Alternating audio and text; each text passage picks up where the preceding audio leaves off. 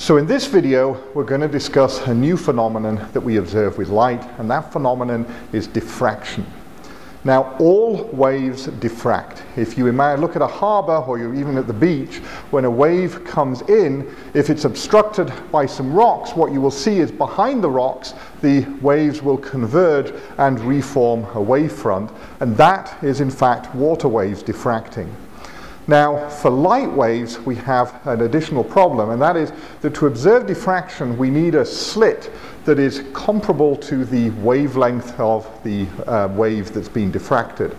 Now, light, of course, has a wavelength that's about 500 nanometers, so half a micrometer. So we're talking about very, very narrow slits, such as the one here, which is probably too narrow, in fact, for you to see. Now, when light passes through a slit like this, we can use Huygens' principle to calculate the diffraction pattern. So Huygens' principle tells us that every single point on the wavefront that's just passing through the slit is going to act as a point source of waves, and so the resulting diffraction pattern is a sum of all those point sources inside the slit. Now, there are two types of diffraction that we consider in physics. There's so-called near-field diffraction, and so that's the diffraction pattern that we get if we're close to the slit. So if I have the slit here and I look at a screen that's close to the slit, then the pattern that we get there will be this near-field diffraction, or often called Fresnel diffraction. However, the sort of diffraction that we're going to consider in this course is far, far easier to calculate. Fresnel diffraction is mathematically very challenging, and so we're going to constrain ourselves to the simpler, what's called Fraunhofer diffraction, which is where we look at a screen that is a long, long way away from the slits, so that we can make the approximation that the rays of light coming from the slit are roughly parallel. So to understand the pattern that we're going to get for the simplest possible diffraction pattern, which is going to be that from a single slit, let's have a look at a diagram and apply Huygens' principle. So let's have a look at the setup that we need to produce a diffraction pattern. So what we start with is we start with a screen that has a single slit, single wide slit in it, and we have coherent light that is incident on it. So this is light where we have a fixed phase. And to do this, we are going to have in the middle of the slit, we're going to have one of the wavefronts, and then we use Huygens' principle to say that each point on this wavefront acts as a point source, and at some distance over here, we're going to have our screen. And then what we do is we take a point on the screen, say for example here, and we look at the contributions from a point on the wavefront here in the slit, and we sum over all the different contributions from all the points on the wavefront. And so we're going to essentially end up with an integral as we add all of these together, and this distance here we're going to say is equal to r. So when we do that, what we're going to find is that if this separation between the screen and the slit is large, then the rays are going to be all roughly parallel. Not perfectly parallel, but to a very good approximation, they're going to be roughly parallel. And this is what we call Fraunhofer diffraction. If we were closer to the screen, then these difference in the two path lengths here would matter, because of course then the rays would arrive at different phases and they would interfere differently here. And if we were close to the screen here, this would be where we have what's called a Fresnel or near field diffraction. We are going to exclusively look at the Fraunhofer or far field diffraction. So this is an approximation we're going to be having in place for all of these calculations. So let's now zoom in on this region here and have a look at the slit up close. Okay, so we've now zoomed in on our narrow slit here, and so we're going to define a slit width of length A, and we're going to say that the total amplitude transmitted by the slit is capital A, and since we're applying Huygens' principle, we're going to look at a length delta y that's a distance y from the center of the slit. And since we're looking at the screen a long way away, all of these rays are parallel, and remember that the distance from the center of the slit to the screen at the point that we're looking at is a distance r, and the rays to get there are traveling at an angle theta to the normal to the slit. So if this is our total amplitude, the contribution we get to the total wave function at this point, we'll call this delta psi that's coming from this little contribution here, this is going to be the total amplitude that comes through the slit divided by the length of the slit. So that will give us the amplitude per unit length, and then we multiply that by the length of the wavefront that we're looking at, because obviously the larger this is, the larger the total amplitude of the wave that's coming from that point. So next thing we have to worry about is what is the path length. Well, if I'm comparing it relative to the ray that's coming from the center of the slit, and we're saying that this is traveling a distance r to the screen, then I'm going to have e to the I, and then it's going to be k times r, but this one is traveling this additional distance here, and this additional length here is going to be, if we use the geometry, this here is theta, and so this length here is y times the sine of theta. So I've got k times r plus y sine theta. So I'm going to expand that out, and so I've got k times r plus k y sine theta, and then of course minus omega t. So now what I want to do is I want to sum up all of the contributions from this entire wavefront here. So that means adding all of these contributions from all these little delta y's. And of course I want to do that in the limit that delta y goes to 0. So I'm going to take the limit of delta y goes to 0, and I'm summing up all of these delta psi's, and of course that's going to give me an integral.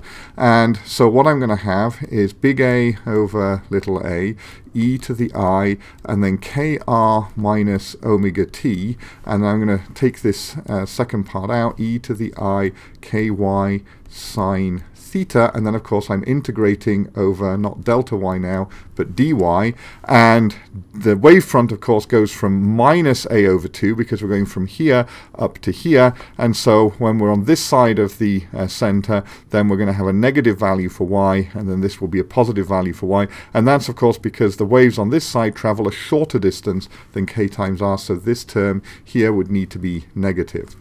Okay, so that means that my limits of integration are going to be between minus a over 2 and plus a over 2.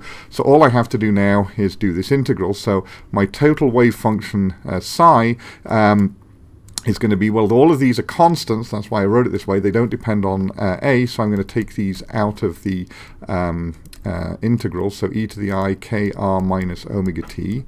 And then when I evaluate the integral, I'm going to have e to the I k y sine theta all over I times k sine theta, and evaluated between minus a over 2 and a over 2.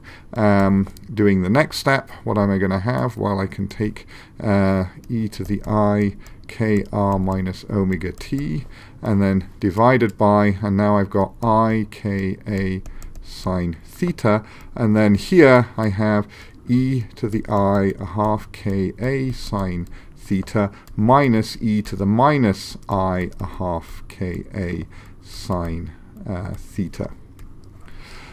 Okay, so now let's have a look at the what this bracket is going to give us. Now I can write this bracket as e to the I theta minus e to the minus I theta, and if I use the Euler relations, this is cos plus I sine, and this of course is cosine minus I sine, but I'm subtracting it, so I flip the signs. So the cosine terms are going to cancel, and I'm going to be left with 2i times the sine of here. So here I haven't got theta, of course, I've got a half ka sine theta, but I'm going to be left with 2i sine of a half ka sine theta.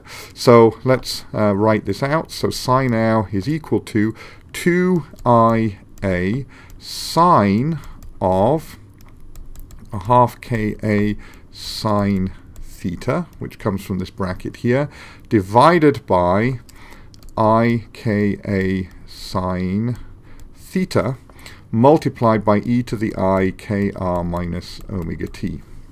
So let's have a look at this. Well, I can write that 2, instead of writing it there, I'm going to put it on the bottom and call it a half here. And the reason for that is because now I've got a half Ka sine theta, and the i's, of course, cancel. So I've got the sine of a half Ka sine theta and a half Ka sine theta on the bottom. And so let's have a look at a half K times A. Well, I can write out K as 2 pi over lambda. And so what I have is the 2's can cancel, and so a half K times A is just pi A over lambda, and so I can substitute that in for these two things here. So let's do that and see what we get when we turn the page. Okay, so here's the wave function at an angle theta that we had before, and I've tidied it up. So we've got pi a over lambda times sine theta here, and pi a over lambda times sine theta here. And so now we want to know, what is that going to look like? What pattern is it going to generate on the screen? So the first simple question we can ask ourselves is, what do we get when theta is equal to 0? And we can immediately see that we have a problem, because this is going to become 0. So we have the sine of 0, which is 0, divided by 0. So we have to work out what happens in this limiting case. So what we have here is something that is called a sinc function, which is written this way, and sinc of x is equal to the sine of x divided by x. So what we need to do to evaluate this when x is 0 is we have to do the Taylor series expansion around x equals 0. So if you haven't done that in maths, don't worry, you'll just have to trust my quote for this. And so the sine of x, if we do this, is equal to x minus x cubed over 3 factorial plus x to the 5th over 5 factorial, and so on. And so that's our Taylor series expansion. And so therefore sine of x over x is just going to be 1 minus x squared over 3 factorial plus x to the 4th over 5 factorial, and so on. And so all of these terms here are going to give 0 when x is equal to 0, and we're just going to be left with 1. So if we put that in here, when we have theta is equal to 0, we're just going to be left with a e to the I kr minus omega t, where a is the total amplitude that comes through this slit. So we're going to get a bright line here. We're going to get plenty of light. So the next question we can ask ourselves, are there any values of theta for which psi of theta is equal to 0? Well, clearly that's going to be the case when the sine of pi a over lambda times the sine of theta is equal to 0. And that's going to happen when pi a over lambda times the sine of theta is equal to some integer number of pi, where n here is equal to plus or minus 1, plus or minus 2, plus or minus 3, and so on. So it's not 0, obviously, because that's the special case we just dealt with. Now, why do I say plus and minus? Well, that's because the pattern is going to be symmetric. On either side of theta equals 0, we're going to get the same minima at the same angles on either side. So either minus theta or plus theta, and that, of course, is because we've got this sine function here, and that has minima at plus or minus pi, plus or minus 2 pi, plus or minus 3 pi, and so on. So if we solve this equation, then we end up with that sine theta is equal to, well, the pi's are going to cancel, and so we're left with n lambda over a, and that's our condition for cancellation. So we will get dark fringes at these locations because there's no light, and so if we evaluate those out, it's going to be plus or minus lambda over a, plus or minus 2 lambda over a, and so on. So this is the amplitude, but what we observe when we look at a screen and we're looking at light is we observe the intensity. So what is that going to look like? So here we have the wave function at a point theta on the screen, and of course the amplitude of this is just this expression here that's in front of our actual wave solution e to the I kr minus omega t. So we know that the intensity is proportional to the amplitude squared. So I'm going to write the intensity here as some constant of proportionality, and we'll call that I naught, the nominal intensity. And that's going to take account of this constant factor here, A. And so what I'm going to be left with is sine squared and then pi a over lambda times the sine of theta. And then this is going to be divided by pi squared a squared over lambda squared times the sine squared of theta. And so this is going to be my intensity. So if I look at this amplitude varies between -1 to +1 modulo, or at least the sign of this varies between, I should write that this way, varies between plus and -1, and then of course we've got this 1 over sine theta here, which will reduce that considerably. But if I look at this here, then the sine squared function varies between 0 to +1, and so that means that my intensity will always be positive, whereas if I look at my the amplitude here, the amplitude will vary both positive and negative. So let's have a look at both the amplitude and the intensity and actually plot this sinc function. So here we have a plot of versus sine theta on the x-axis, and then we have either amplitude or intensity. The green line here is the amplitude, and you can see that it oscillates below and above 0, which is what we'd expect. And the intensity here is shown in the thicker blue line, and again, as you would expect, this never goes below 0. So let's have a look at the features of this pattern. So the first thing to note is that we get this bright maximum in the center, and it's going to be very pronounced. It's very much higher in intensity than the fringes. The second fringe is way down here. Now the other thing to note, of course, is that we said that we were going to get minima, so a dark or perfect cancellation from the slit when sine theta was equal to n lambda over a, and so that means that we've got lambda over a, 2 lambda over a, and in fact plus or minus this, because of course the pattern is symmetric. And so does this work? Well, we're told that the slit width is A and lambda is 500 nanometers, so lambda over A is equal to, well, if I write this nanometers in micrometers, it's 0.5 micrometers divided by 5 micrometers, so that's 0.1. And sure enough, we have a minimum here at 0.1, another one at 0.2, another one at 0.3, and so on. And if I look in the negative side, we have one at minus 0.1, another one at minus 0.2, and another one at minus 0.3, and so on. So that agrees. Our pattern is giving us zeros where we would expect it to, although of course this is calculated using that formula. So the other feature to note, though, is that this central maximum goes from lambda over a to minus lambda over a, whereas this next minimum is at 2 lambda over a. So the width of this central maximum is actually 2 lambda over a.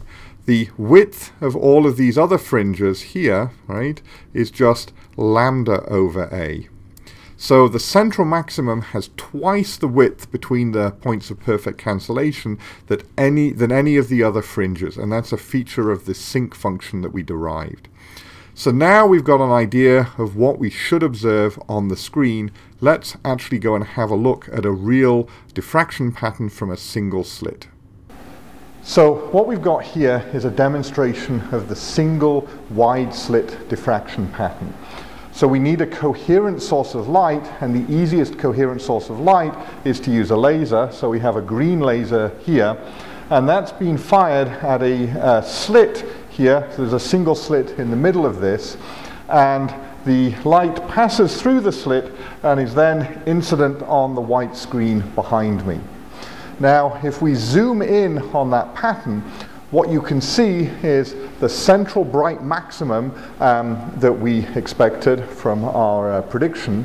And on either side of that, both sides, there are narrower bright fringes that reduce in intensity quite rapidly as we move away from the central maximum. And these, in between these, there is a dark band where we have cancellation of the light, and so we get a pattern that is exactly consistent with our sinc function that we derived from Huygens principle being applied to a single slit. So we've now seen the diffraction pattern that we get from a single wide slit. So the next simplest form of pattern to look for is what do we get when we have two narrow slits? So here we have a slightly different arrangements of slits. We've got two narrow slits. So we're going to treat each of these slits as a point source. So there's going to be no more integrating over small elements of the wavefronts. We're assuming these slits are narrow enough that we can treat them as a point source. So what we're going to have is, if I look at this, we've got our two parallel rays. Remember, the screen is a long way away, and these are heading off at an angle theta. And so there's going to be a path length difference between the two slits of d over d times sine theta, where d here is the separation between the two slits. But what I'm going to do is I'm going to write these two contributions as if they were relative to some hypothetical wave that was coming from the middle of these two slits. Now the reason for doing that is it's going to mean that we're going to get a symmetrical treatment of the wave from this slit and the wave from that slit. And if I look at that, this means that this wave here is going to be traveling a distance of minus a half d sine theta relative to this central wave, and this wave here will travel an extra half d sine theta. So when I write down my total wave function here now, psi is going to be equal to, well, assuming these things have got the same amplitude, let's just call this A, and what I'm going to have is A, E, and then it's going to be, assuming we've still got this distance r to the screen, we're going to have kr minus omega t, and then this wave will have minus a half kd sine theta, and then the second wave here that we're going to add to it will have the same amplitude because we're assuming uniform illumination of the slits, e to the I, and then kr minus omega t, but now plus a half kd sine theta. Okay, so let's factor this out. So I've got a constant a e to the I kr minus omega t, and then in these curly brackets I'm going to have e to the minus a half kdi sine theta, not forgetting the I right in there, plus e to the a half kdi sine theta. Now then, have to go back to our Euler relationships. Here we have e to the I theta plus e to the minus I theta. Well, this is cos plus I sine, and remember this is cos minus I sine, so we have plus cos minus I sine. So the I times the sine is going to cancel, and we're left with 2 times the cosine of theta. So in this case, what it means for our wave function is that psi is going to become 2a e to the I kr minus omega t times the cosine of a half kd sine theta. And so this is now going to give us a series of fringes, and these fringes are going to be determined, the separation of these fringes are going to be determined by this cosine function here. So here's our wave function now for the waves coming from two narrow fringes on the screen at an angle theta away from the normal. And so what, of course, we want is to understand the pattern. We need to look at the intensity.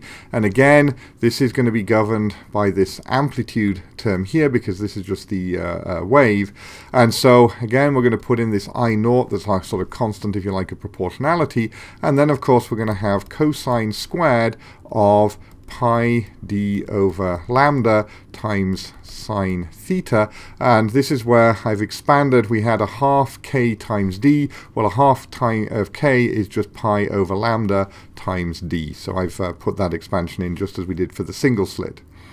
So when is this going to give me a bright fringe? So we're going to get a bright fringe when our cosine of pi d over lambda times sine theta is equal to n times pi. Because when this cosine term is n times pi, cosine is either going to be plus 1 or minus 1, but it's cosine squared, so that'll give us 1, and that will be the largest value that cosine squared can have. So this is going to occur when we have pi d over lambda times sine theta is equal to n times pi. So again, the pi's are going to cancel, and we have the condition that sine theta here is going to be equal to n lambda over d. And this is the condition for a maximum.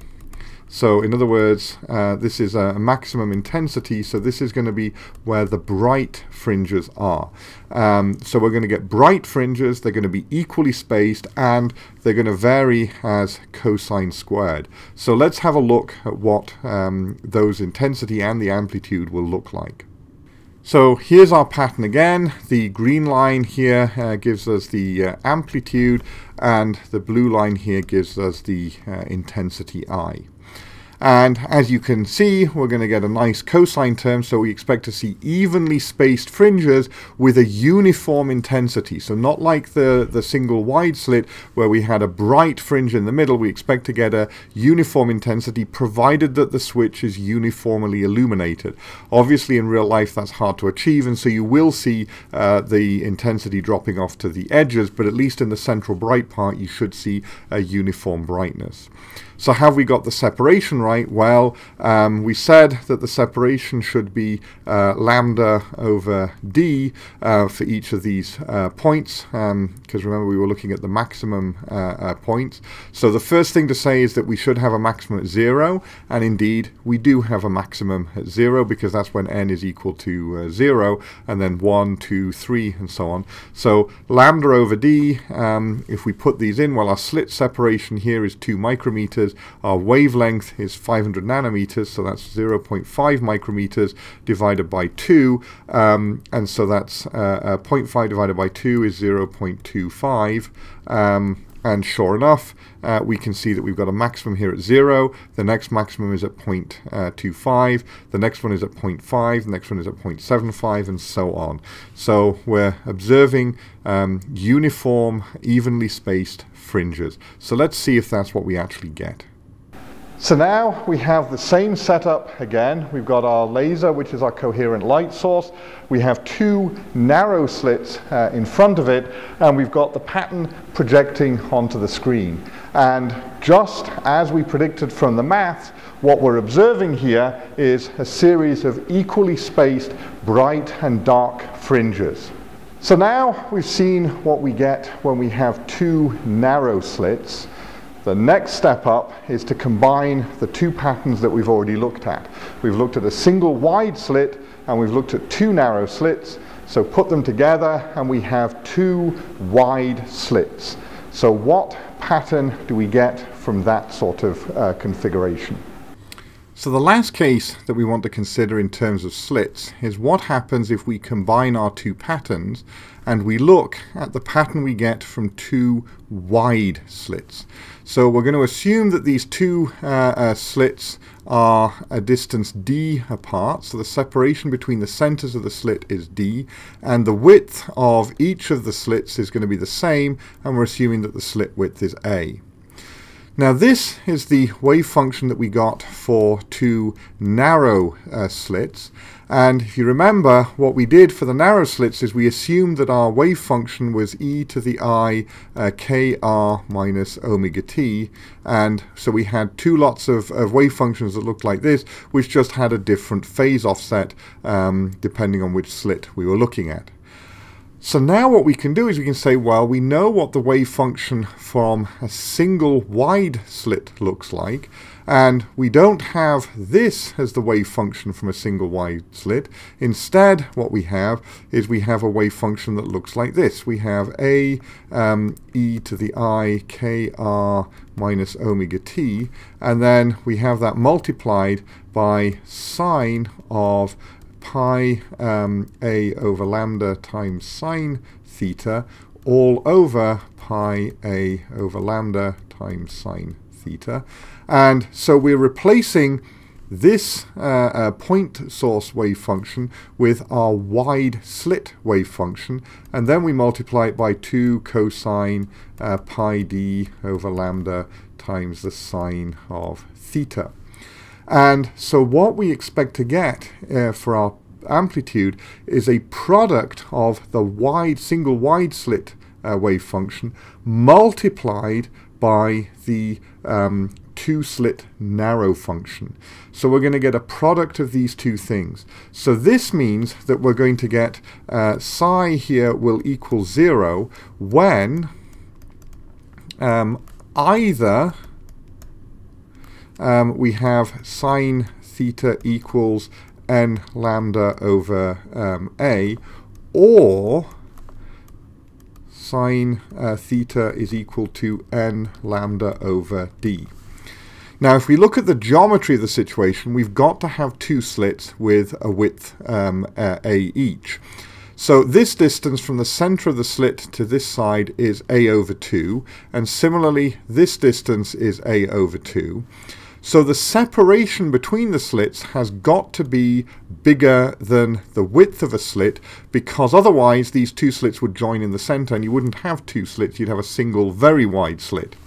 So D has to be greater than A, which means that this is rarer than this condition. So in other words, the single slit pattern, so the single slit pattern will be wider. Right, and that's because A here has to be smaller than D, and this goes 1 over A, and this goes 1 over D. So to see what our pattern looks like, let's plot it. And we can also plot the intensity, which is essentially just the square of this product. And so this is the result that we get. Remember that D has to be greater than A, and so the first minimum is got to be from these evenly spaced fringes that come from the double slit pattern. So what we get is we get these double slit evenly spaced bright fringes, but the amplitude now of these bright fringes is multiplied by the single slit pattern. So this is the single slit pattern for a single wide slit, and it's multiplying these evenly spaced uniform bright fringes that we get from the double slit pattern. And so what we will see is we will see a certain number of fringes that live inside the central maximum.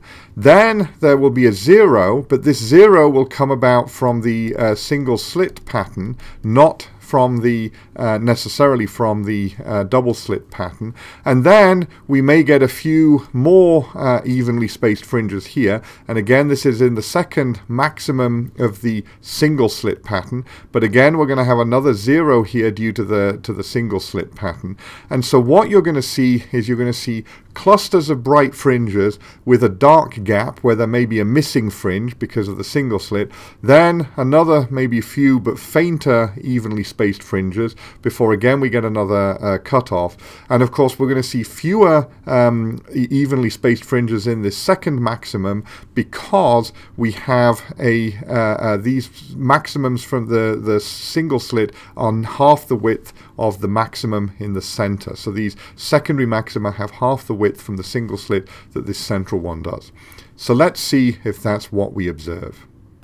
So here we have again the same setup, laser for a coherent light source, 2 wide slits now in front of it, and we have the pattern on the screen. And again, this is exactly what we predicted. What we have is we have the equally spaced narrow fringes that we got from the 2 narrow slit pattern, but that amplitude of those fringes is multiplied by the single slit diffraction pattern. So we have a single broad bright spot in the middle, which is divided up into lots of narrow slits. Then we have a gap in the pattern, and then it brightens again for the secondary maxima, and so on as we go further away from the center. So we've been building up the number of slits throughout this video. We started with 1 slit, then we've gone to 2 slits. So the next logical continuation is to keep on increasing the number of slits. And where that leads us to is a device called the diffraction grating, and that is what we will discuss in the next video.